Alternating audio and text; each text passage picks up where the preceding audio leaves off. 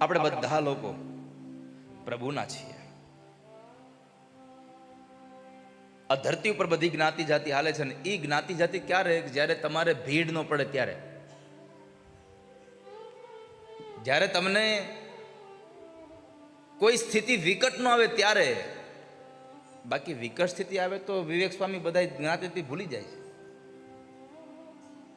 યુવાન દીકરાનું એક્સિડન્ટ થાય અને ડોક્ટરો એમ કે લોહી ચડાવવું પડશે આને, અને તમે બ્લડ બેંકમાં જાઓ, કોઈ દી કીધું આમ બ્રાહ્મણ છે એટલે બ્રાહ્મણનું જ લોહી આપજો? ત્યારે તો કોઈને જ્ઞાતિ જાતિ નથી યાદ આવતા.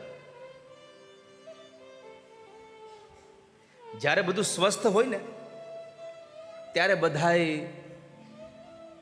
આ ફંદ આવડે આપણને. ભૂખ ન લાગ્યું એટલે શું કે મને આ નથી ભાવતું, બીજું આપો કઈ. પણ 2 દિવસ ત્યાં જમવાનું મળ્યું ન હોય અને પછી આપો લ્યો ને ટાઢો રોટલો, ઓહો બહુ સારો લાગે છે ટાઢો.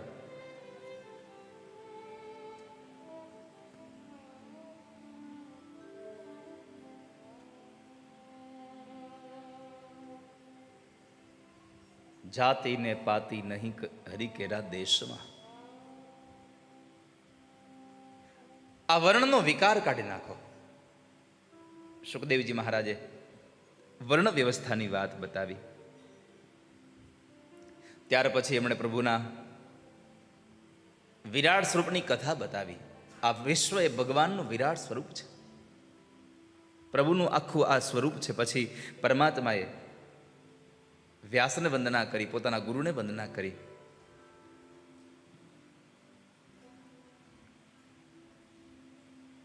ભગવાનને વંદના કરી, પોતાના દીક્ષા ગુરુ રાધાજીને પ્રણામ કર્યા. અને પછી આ ભાગવતના જે મૂળ ભાગવત જે છે, ચતુશ્લોકી ભાગવત, એ ચતુશ્લોકી ભાગવતની કથા બતાવી. જે ભગવાન નારાયણના મોઢામાંથી 4 જે શ્લોકો પ્રગટ થયા, અને એ 4 શ્લોકોમાંથી 18,000 શ્લોકો બન્યા એ ભાગવત છે. મૂળ તો ચતુશ્લોકી ભાગવત જ છે.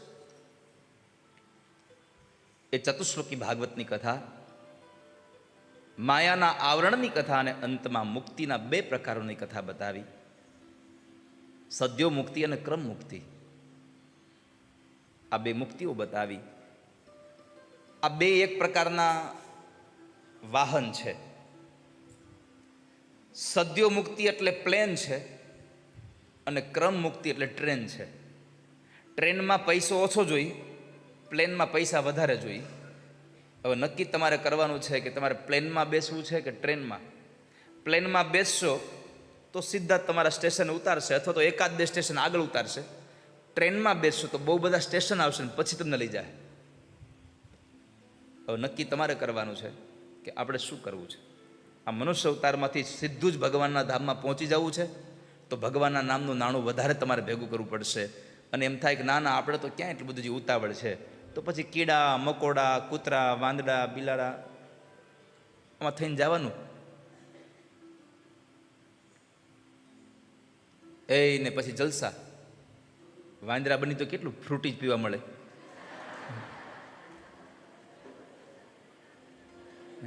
કેટલું સારું ફ્રૂટી પીવા મળે, મફતની હાવ.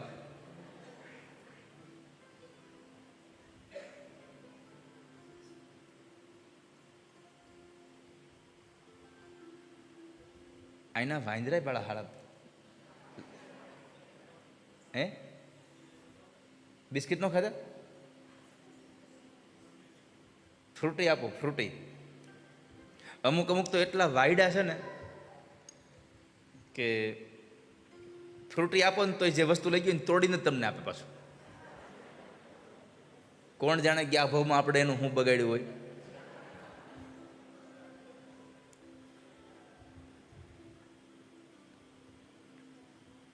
કેટલું ચંચળ એ જીવ, એક જગ્યાએ બેહે નહીં. આ ડાળથી આ ડાળ ને આ ડાળથી આ ડાળ. એટલે જ તો મહાપુરુષોએ આપણા મનને પણ મરકટ જેવું કીધું છે. આપણું મને મરકટ જ છે. એક જગ્યાએ બેહે જ નહીં હરખું, એક ડાળથી બીજી ડાળે જાય જ પાછું.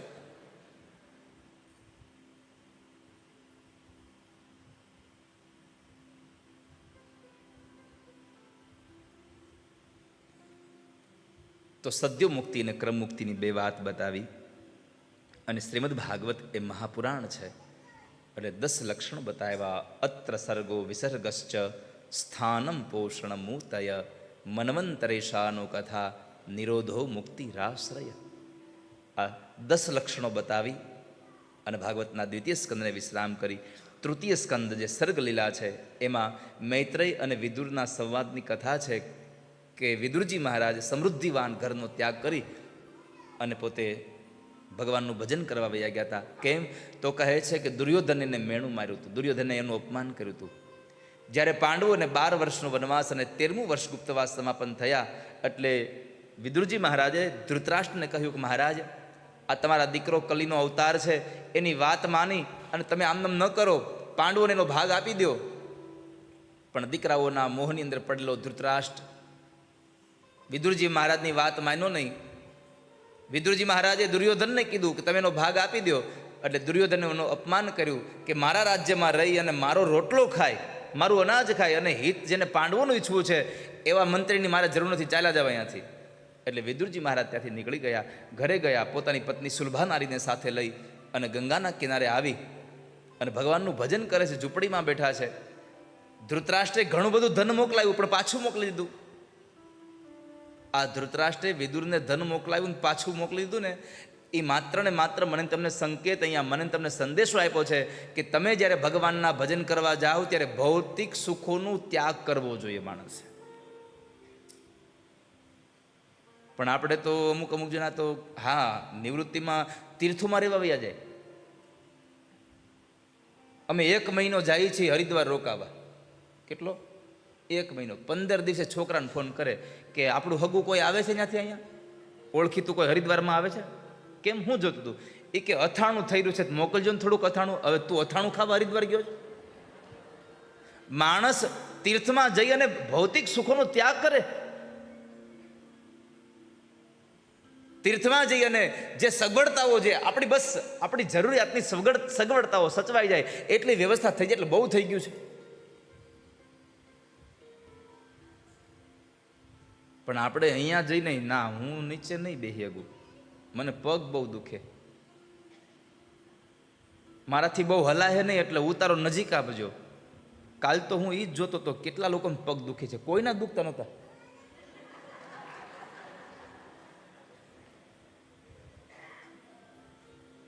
કોઈના દુખતા નહોતા.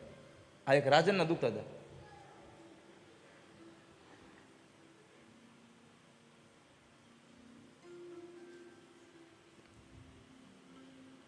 અપમાન કર્યું, કાઢી મૂક્યા આને.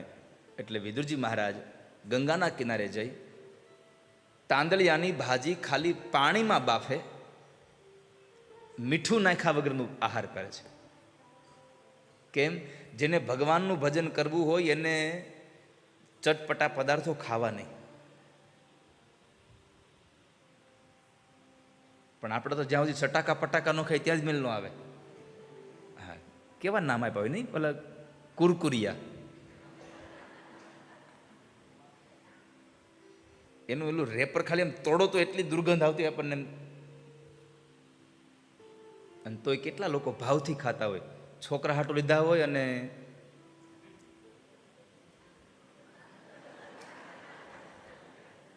લીધા હોય છોકરા હાટું, પણ ખાતા હોય એના મમ્મી પાછા બેઠા બેઠા.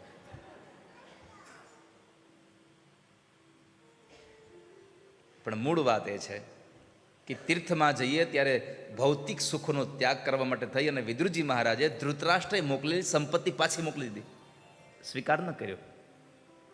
બીજું, ભગવાન જેવા ભગવાન આવીને દુર્યોધનને સમજાવે છે કે દુર્યોધન સમજી જા, પાંડવોને 5 ગામ આપી દે.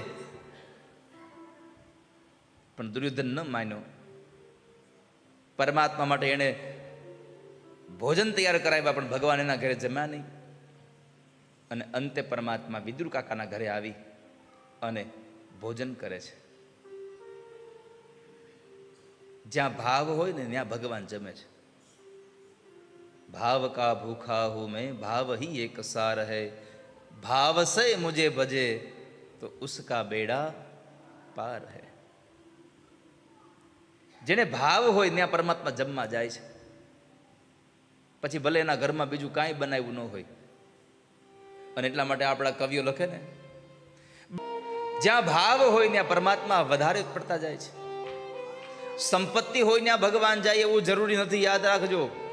શબરી પાસે સંપત્તિ નહોતી, સુદામા પાસે સંપત્તિ નહોતી.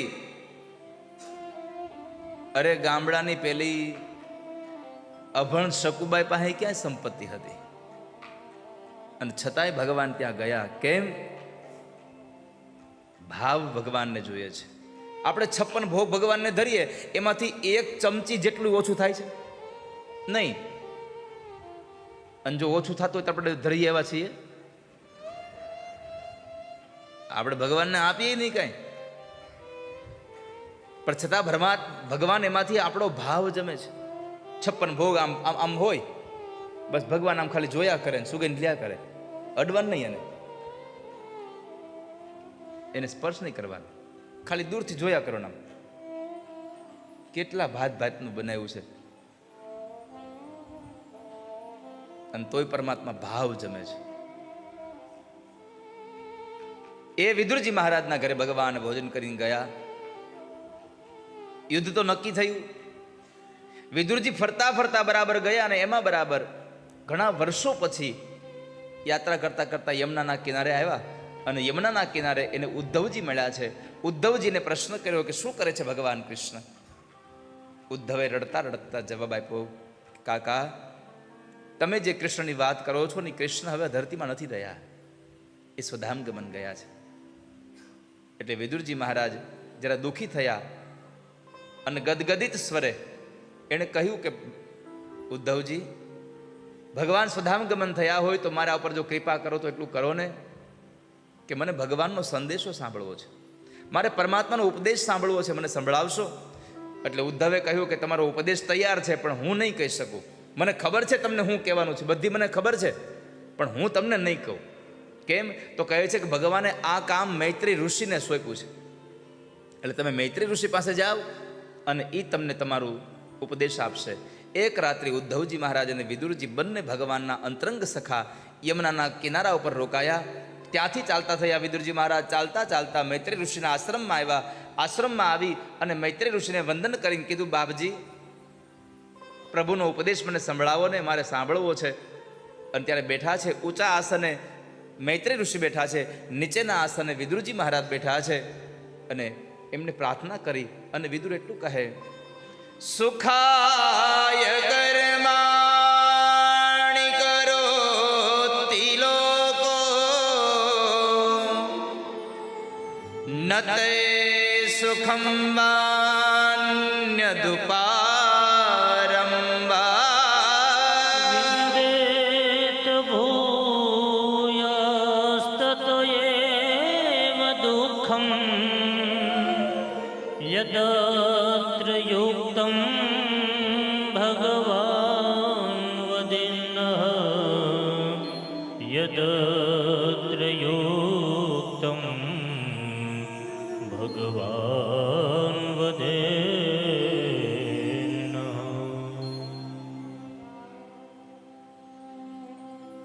બાપજી, આ સંસારમાં માણસ સુખ પામે છે, માણસ દુઃખ પામે છે, એનું કારણ શું છે? સુખાય કર્માણિ કરોતિ લોકો. શા માટે આ બધું થઈ રહ્યું છે સંસારમાં? ત્યારે મૈત્રી ઋષિ કહ્યું કે તમારો પ્રશ્ન બહુ સારો છે. આ સંસારમાં માણસ સુખ અને દુઃખ એક જ વસ્તુથી પામે છે, પોતાના કર્મથી. કર્મણ્યવાધિકારસ્તે મા ફલેષુ કદાચ. આ સંસારમાં માણસ કર્મથી સુખને પામે, કર્મથી માણસ દુઃખને પામે છે.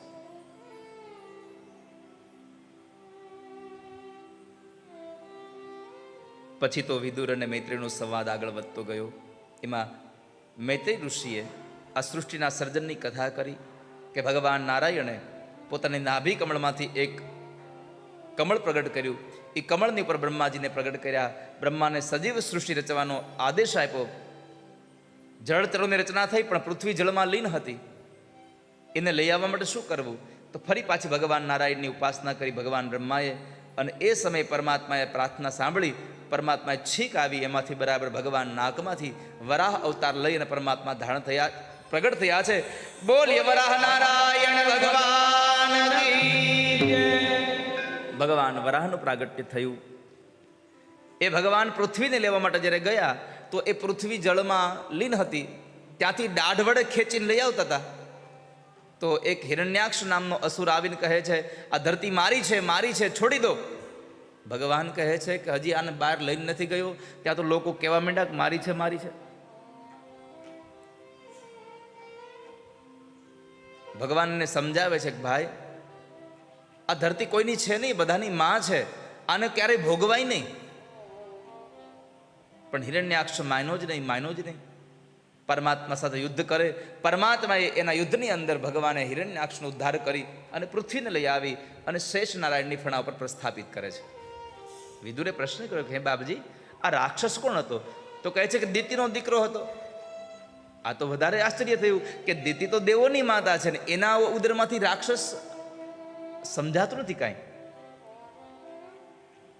ત્યારે મૈત્રેય ઋષિ કહે છે, સાંભળો વિદુર, દિતિ દેવોની માતા છે, વાત બરાબર છે, પણ એક વખતના સમયે ઘટના એવી ઘટી છે કે બરાબર સંધ્યાનો સમય હતો.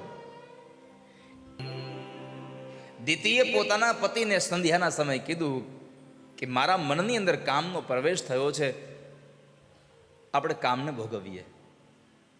કશ્યપ ઋષિ કહે છે કે દેવી, સંધ્યાનો સમય કામ ભોગવવા માટે નથી, ભોગ ભોગવવા માટે નથી.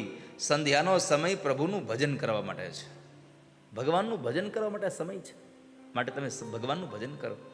પરંતુ દિતિ એને માન્યા નહીં. અંતે કામ ભોગવો, અને કામ ભોગવો એટલે 4 દોષ લાગ્યા.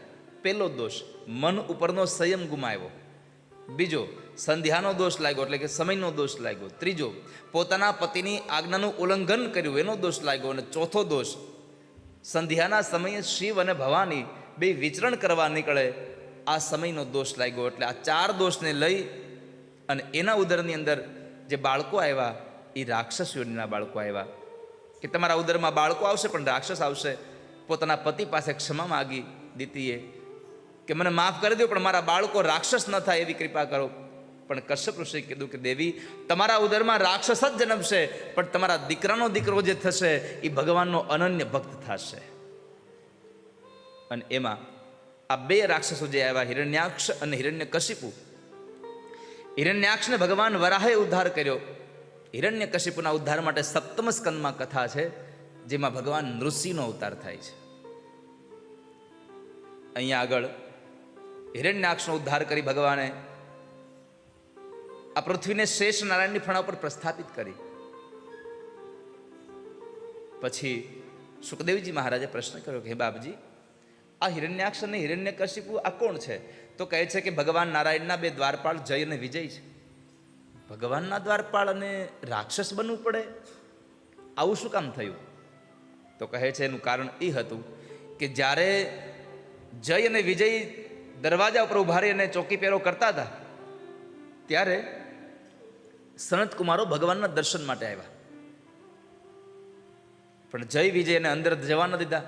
અને સનત કુમારોએ શ્રાપ આપ્યો કે ભગવાનના દર્શન કરવામાં તમે બાધક બન્યા છો, અમને અંદર નથી જવા દીધા, એટલા માટે શ્રાપ આપીએ છીએ કે તમે આ ધરતી ઉપર તમે રાક્ષસ બની જશો, તમે રાક્ષસ થશો, અસુર બનશો. ક્ષમા માગી તો કહ્યું કે જો વેર ભાવે ભજો તો 3 જન્મમાં મુક્તિ, અને દાસ ભાવે ભજો તો 7 જન્મે મુક્તિ થશે તમારી.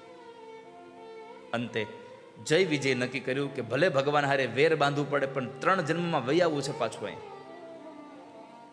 ભલે આપણે વેર બાંધવું પડે. અને અંતે હિરણ્યાક્ષ અને હિરણ્યકશિપુ વેર બાંધે છે. હિરણ્યાક્ષ ભગવાન મારે છે. પરમાત્માએ પ્રસ્થાપિત કરેલી ધરતી ઉપર માનસ પુત્રોએ સંસાર ન ચલાવ્યો, રુદ્રોએ પણ સંસાર ન ચલાવ્યો. એટલે ભગવાન બ્રહ્માએ પોતાની જાંઘમાંથી એક સ્ત્રી અને એક પુરુષને પ્રગટ કર્યા અને એ જોડલું ઉત્પન્ન કર્યું. એને કહ્યું તમે સંસારને ચલાવો. એણે દાંપત્ય જીવન ચલાવ્યું. એ દાંપત્ય જીવનમાં એમને ત્યાં 3 દીકરીઓ થઈ છે, દેવહૂતિ, આકુતિ અને પ્રસૂતિ. 2 દીકરાઓ થયા, ઉત્તાનપાદ અને પ્રિયવ્રત રાજા. આ આ જે જોડલું મનુ મહારાજ ને શત્રુપા રાણી, એમાં એનો દિવ્ય દાંપત્ય જીવન આગળ ચાલતો થયો. મનુ મહારાજની 3 દીકરીઓ છે, એમાં દેવહૂતિના લગ્ન કરદમ ઋષિ સાથે કરવામાં આવ્યા છે. કરદમ ઋષિને બ્રહ્માએ કહ્યું કે તમે સંસારનો સ્વીકાર કરો, તો કરદમે કહ્યું કે હું સંસાર તો સ્વીકારું, પણ મારે ત્યાં બ્રહ્મ જેવો દીકરો થાય તેજસ્વી, તો મારો સંસાર બરાબરનો સફળ કહેવાય. હવે ભગવાનને કેમ કેવું તમે દીકરા બનીને આવો? પણ બ્રહ્માએ કહ્યું તમે નારાયણની ઉપાસના કરો. એટલે કરદમ ઋષિએ નારાયણની ઉપાસના કરી, ભગવાન પ્રગટ થયા અને માગવા કહ્યું તો એટલું કીધું કે એક સારી સ્ત્રી આપો. ભારત વર્ષના સાધુએ સારી સ્ત્રી માગી. કેમ સારી સ્ત્રી શું કામે? તો કહે છે કે સારી સ્ત્રી હોય તો સારું સંતાન જન્મે. સ્ત્રી સારી હોય તો જ સંતાન સારા થાય. પણ ભગવાને કહ્યું, બીજી એક વાત એવી પણ છે કે કરદમ ઋષિ એમ કહ્યું કે મારા સંસાર જીવનમાં તમારા જેવો દીકરો થાય એવી એક મને આશીર્વાદ આપો. તો ભગવાને કહ્યું તથાસ્તુ, મારા જેવો દીકરો, પણ મારા જેવો સંસારમાં બીજું કોઈ નથી, એટલે હું જ તમારો દીકરો બનીને આવીશ. પણ પછી ખબર પડી કે આ તો પરિણા નથી, હજી કુંવારા છે.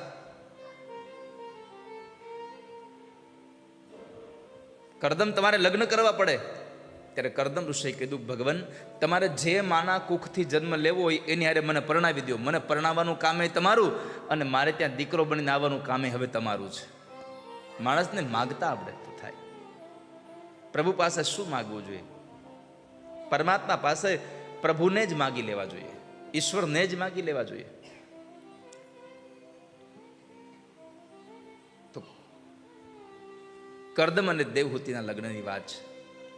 મનુ મહારાજ પોતાની દીકરી દેવહૂતિને સાથે લઈ અને કરદમ ઋષિના આશ્રમમાં આવે છે. ભગવાને કહ્યું હતું કે આજથી 3જા દિવસના સૂર્ય ઉદય સમયે તમારા આશ્રમમાં એક રથ આવશે અને એ દેવહૂતિનો હાથ સ્વીકારજો. એટલે ભગવાનની ઈચ્છા પ્રમાણે કરદમ ઋષિએ જે મનુ મહારાજ અને શત્રુપા રાણી દેવહૂતિનો લગ્ન કરવા માટે લઈને આવ્યા હતા, તો એમને એનો હાથ સ્વીકાર્યો છે. પણ એકમાત્ર નિયમ રાખ્યો છે કે મારો એક નિયમ છે કે મારા સંસારમાં એક દીકરો થશે એટલે હું સંસાર છોડીને વયો જઈશ. પણ દેવહૂતિ આ વાતનો પણ સ્વીકાર કરી અને રહ્યા છે. પોતાના પતિ એવા કરદમ ઋષિની ખૂબ સેવાઓ કરી, ખૂબ એને સેવામાં ભાવ રહ્યો. વર્ષો વીતી ગયા બ્રહ્મચર્ય આશ્રમ સાથે. અને એક વખતના સમયે કરદમ ઋષિ જ્યારે એની સેવાથી રાજી થયા અને કહ્યું કે હે મનુપુત્રી, હું તમારાથી રાજી થયો છું, માગો શું આપું? તો કહે છે કે મને પ્રજોત્પત્તિની ઈચ્છા છે, મને સંતાનની ઈચ્છા છે, મને બાળક જોઈએ છે. અને એ મનુપુત્રીની ઈચ્છા પ્રમાણે કરદમ અને દેવહૂતિના દાંપત્ય જીવનમાં સૌથી પહેલા 9 કન્યાઓ થાય છે. આ 9 કન્યાઓ એટલે અધ્યાત્મ જગતમાં 9ધા ભક્તિ છે.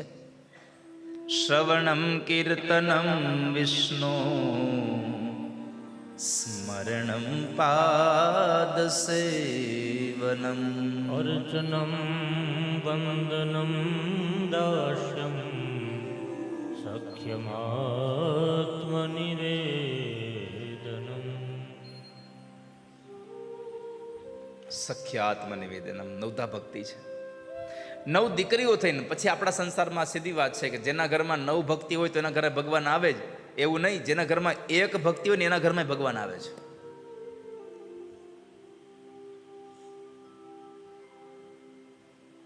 જેના ઘરમાં કીર્તન થતું હોય, જેના ઘરમાં સત્સંગ થતો હોય, જેના ઘરમાં ભક્તિની વાતો થતી હોય, એવા ઘરની અંદર ભગવાન પોતે આવીને બિરાજમાન થાય છે. જેના ઘરમાં ભક્તિ જ્ઞાન એ ઘરે આવે છે ભગવાન. તો એ ભગવાન જ્યારે આવે છે, પણ કથા બહુ સુંદર છે કે 9 દીકરીઓ થયા પછી દેવહૂતિના મનમાં જરાક થોડો ક્ષોભ થયો કે મેં ભારત વર્ષના ઋષિ પાસે કાંઈ નહીં તો આ પ્રજોત્પત્તિ માગી. પણ પ્રજોત્પત્તિ વાસનાવાળી નહોતી, ઉપાસનાવાળી હતી. વાસના સાથે સંતાન જન્મે ને એ રાક્ષસ જન્મે, અને ઉપાસના સાથે જે સંતાન જન્મે એ આપણા ઘરમાં ભગવાન જન્મે છે. તમે જુઓ, દેવોની માતા દિતિ હતા છતાંય પણ રાક્ષસ જન્મ. કેમ? એના મનમાં કામ પ્રવેશ કર્યો હતો, વાસના જાગી હતી. અને અહીંયા પણ દેવહૂતિ છે, એક ઋષિ પત્ની છે, પણ ઉપાસના હતી. એ ઉપાસનાના ભાવ સાથે જ્યારે સંતાન જન્મ્યું તો એ સ્વયં પરમાત્મા કપિલ નારાયણ પોતે આવી રહ્યા છે. વાસના અને ઉપાસનામાં બસ આટલો જ તફાવત છે. તો 9 કન્યાઓ પછી દેવહૂતિના ઉદરમાંથી ભગવાન કપિલ નારાયણનું પ્રાગટ્ય થાય છે. બોલીએ કપિલ નારાયણ ભગવાન કી. ભગવાન કપિલ નારાયણનું પ્રાગટ્ય થયું. સમય થોડો વ્યતીત થયો એટલે કરદમ ઋષિએ પોતાની 9 દીકરીઓને ઋષિ મુનિઓ સાથે પરણાવી અને પોતે તીર્થના સ્થાનમાં જઈ ભગવાનનું ભજન કરવા માટે રોકાયા. આ બાજુ માં દેવહૂતિએ નક્કી કર્યું કે મારા પતિએ પોતાનો માર્ગ લઈ લીધો, પણ માને આ યોગના માર્ગ માટે મને મારો દીકરો દેતા ગયા છે. મુક્તિના માર્ગ માટે મને મારા સંતાનને મૂકતા ગયા છે. એટલે પોતાના દીકરાને ગુરુ બનાવી અને માં દેવહૂતિ પ્રશ્ન કરે છે. જુઓ, પોતાના દીકરાને ગુરુ બનાવ્યો એટલે આ કથા આપણને સંદેશો આપે છે કે આ સંસારમાં ગુરુ બનાવવા માટે ઉંમર કેટલી છે એ મહત્વ નથી, પણ જેને ગુરુ બનાવો છો એનામાં જ્ઞાન કેટલું છે એ મહત્વનું છે. ગુરુ બનાવવા માટે એવું નક્કી નથી હોતું કે આપણાથી મોટા હોય એને જ ગુરુ બનાવે. આપણાથી નાનોય ગુરુ આપણો હોય. અહીંયા જુઓ ને, પણ પોતે માં પોતાના દીકરાને ગુરુ બનાવે છે. નહીં તો માં દીકરાની ગુરુ હોય બરાબર છે, પણ અહીંયા તો દીકરો માનો ગુરુ બને છે. કેમ? માં કરતાં જ્ઞાન ભગવાન પાસે વધારે છે. જેનામાં જ્ઞાન હોય ને એને ગુરુ બનાવાય. એમાં ઉંમર જોવા નક્કી જરૂર નથી કે ભાઈ આ તો હજી નાના છે એટલે એમ ન કરાય, આ તો મોટા છે એટલે આમ ને તેમ. ના, જ્ઞાન જોવાની વાત છે. અને એ સમયે માં દેવહૂતિ ભગવાનને 2 હાથ જોડી અને સ્તુતિ કરે. આ મોહજાળમાંથી છૂટી જવું હોય તો શું કરવું જોઈએ? ભગવાને એક જ માર્ગ બતાવ્યો. માં, આ સંસારની માયામાંથી છૂટવા માટે એકમાત્ર સાધન છે, એ અધ્યાત્મનો માર્ગ છે. અધ્યાત્મના માર્ગ સિવાય તમારો ઉદ્ધાર નહીં થાય. યોગ આધ્યાત્મિક પૂસામ મતો નિશ્રેયસાય મેં અત્યંતો પરતિર્યત્ર દુઃખસ્ય ચ સુખસ્ય ચ. માં, આ સંસારમાં આધ્યાત્મિક જેવો કોઈ બીજો માર્ગ જ નથી કે જે તમને મુક્તિ અપાવી શકે. મુક્તિ મેળવવા માટે તમને કેવલ ને કેવલ પ્રભુનો માર્ગ લેવો પડશે. આ સંસારમાંથી મુક્ત થવું હોય તો સતત ભગવાનનું ભજન કરતા રહો. સતામ પ્રસંગાન મમ વીર્ય સંવિદો ભવંતી રત્કર્ણ રસાયના કથા. તમે સતત પરમાત્માની કથાને સાંભળો તો જ તમારા મનના વિકારો મળશે, અને મનના વિકારો મળશે તો જ વાસુદેવ તમને મળી જશે. વિકારોને મારવા બહુ જરૂરી છે. વાસનાઓને હટાવવી બહુ જરૂરી છે. ના, સંસારમાં આ મન એવું છે કે જેમ એને પાછું વાળો એમ જ એમાં વધારે વધારે ઘૂંસતું જાય, એમ વધારે વધારે જતું જાય. જેમ પાછું વાળો ઘઉંની ડુંડી જેવું છે, બાબરા ભૂત જેવું છે. આ હરખું રહે જ નહીં.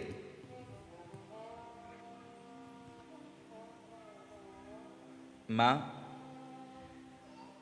મુક્તિ મેળવવા માટે એકમાત્ર સાધન છે સત્સંગ કરો.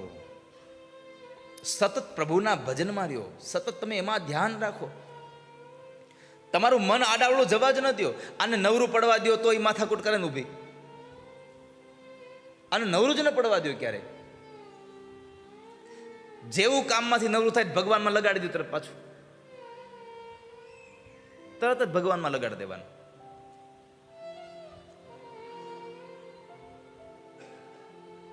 ભગવાન કપિલ નારાયણ માં દેવહૂતિને માધ્યમ બનાવી સાંખ્ય શાસ્ત્રનો ઉપદેશ માને આપે છે. માને કહે છે, માં, એક વાત કહું, આ સંસારમાં લોકોને 3 બંધન હોય છે. 3 બંધન હોય છે, રજોગુણ, સત્વગુણ અને તમોગુણનું. એક દોરડાનું બંધન હોય તો માણસ છૂટતો નથી, તો 3 બંધન છે. કેમ છૂટી શકાય? કેમ છૂટી? માટે માં, આ બધા જ બંધનોમાંથી છૂટવા માટે સત્સંગ જ જરૂરી છે. સત્સંગ વગર આપણું કલ્યાણ નહીં થાય.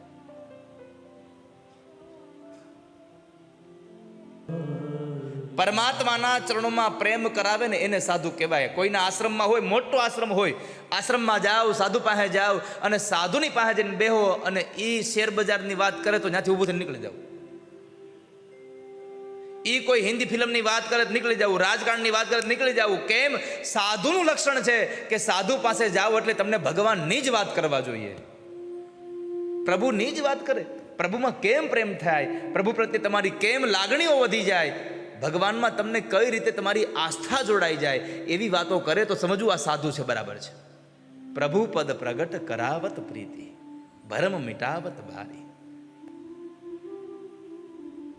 તો પરમાત્મામાં પ્રેમ કરાવે એને સાધુ કહેવાય. માં સાધુના લક્ષણો છે. તિતિક્ષવ કારુણિકા સુરદ સર્વદેહિનામ અજાત શત્રવ શાંતા સાધવ સાધુ ભૂષણા. સાધુના લક્ષણો ભાગવતજીમાં બતાવ્યા છે.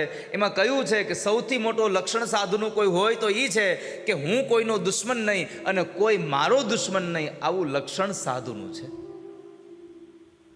મારો કોઈ દુશ્મન નહીં અને હું કોઈનો દુશ્મન નહીં. પછી માં સાંખ્ય શાસ્ત્રના ઉપદેશમાં ભગવાને કહ્યું કે આ શરીર હાડ માંસથી ભરેલું છે, આમાં તમે ક્યારેય મોહ ન રાખતા. પણ આપણે જે અંત સમયે પરમાત્માને જે વચન આપ્યું હતું આપણે માના ઉદરની અંદર, એ માના ઉદરમાં રહેલું જે વચન હતું ભગવાનને આપેલું, એ વચન તમે નિભાવજો. કારણ કે જ્યારે આપણે માના ઉદરમાં હોઈએ ને ત્યારે જીવ ભગવાનને કેટલો પુકારતો હોય કે હે ભગવાન, અહીંયાથી મને છોડાવી દો, અહીંયાથી મને છોડાવી દો, હું જિંદગીભર તમને નહીં ભૂલું. પણ જેવા ભગવાન ત્યાંથી છોડાવે એટલે તરત જ હું અહીંયા તું ન્યા.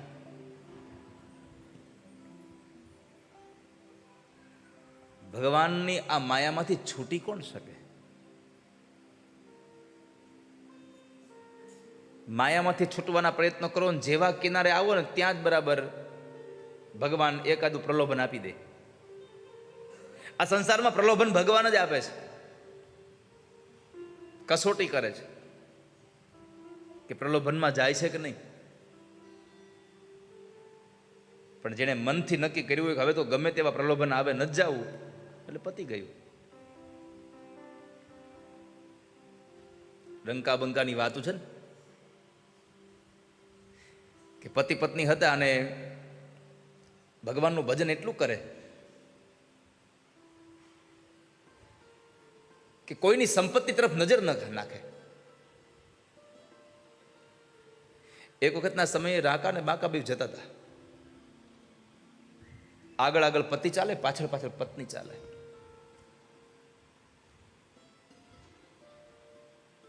એમાં બરાબર એક સોનાનો સિક્કો હતો રસ્તામાં પડ્યો હતો. એટલે પુરુષે જલ્દીથી ખાડો કરી સિક્કો નાખી અને માથે ધૂળ વાળી દીધી. પત્ની જોયું, આ શું કરો છો? અરે સોનાનો સિક્કો હતો એને ઢાંકી દીધો. કેમ? અરે તારી નજર પડે તો કદાચ તું તને એમ થાય કે આને લઈ લઉં તો. અને ત્યારે પત્ની કહ્યું કે તમારી સાથે રહી અને ભગવાનમાં એટલું ભજન લાગ્યું છે, હવે તો એક સિક્કો નહીં, કદાચ આખો હોનાનો ઢગલો આવે ને તો એના ઉપર મારું થૂકે ન બગાડો. તમે તો સિક્કામાં એટલો તમને ભાવ થયો કે આને ઢાંકી દેવું જોઈએ, હોનું છે. મને તો એ જ નથી સમજાતું કે હવે હું હોનું છે અને શું કથિર છે. આ દુનિયામાં આવું છે. પીળું જોઈને આપણે થાય કે આ હોનું હશે, પણ પછી આપણા કર્મે ફૂટ્યા નીકળ્યું કથિર. સોનું જાણીને સંગ કર્યો વણજારા અને મારા કર્મે નીકળ્યા કથિર.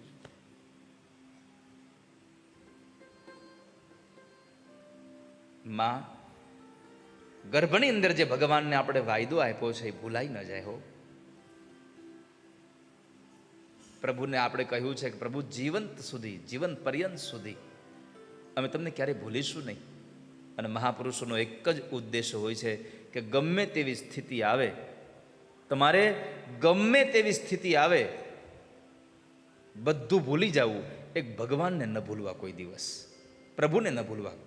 આપણા સંતાનોને જ્યારે આપણે કંઈક આપવું હોય ને, આપણે જવાનું ટાણું આવે ને કે હવે બસ કંઈને નક્કી નહીં, કંઈ વૈયા જાય, તો છોકરાઓને લખીને દેવું કે છોકરાઓ 2 વાત લખીને જાઉં છું, આ 2 વાતને યાદ રાખજો. એક, ગમે તેવી પરિસ્થિતિ આવે એમાં ભગવાનને ન ભૂલતા, અને બીજું, અનિત્યનું લેવાનો ક્યારેય વિચાર ન કરતા. બસ આનાથી તમે સુખી થશો. આ 2 વિચારો દરેક મા બાપ પોતાના સંતાનોને દઈને જાય.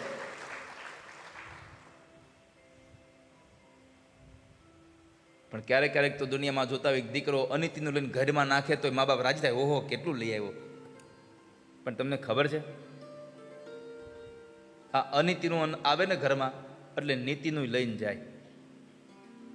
જો તમારા ઘરની અંદર સંપત્તિ હશે પણ સંસ્કાર નહીં હોય તો યાદ રાખજો, ચોથી પેઢીએ પૂરું.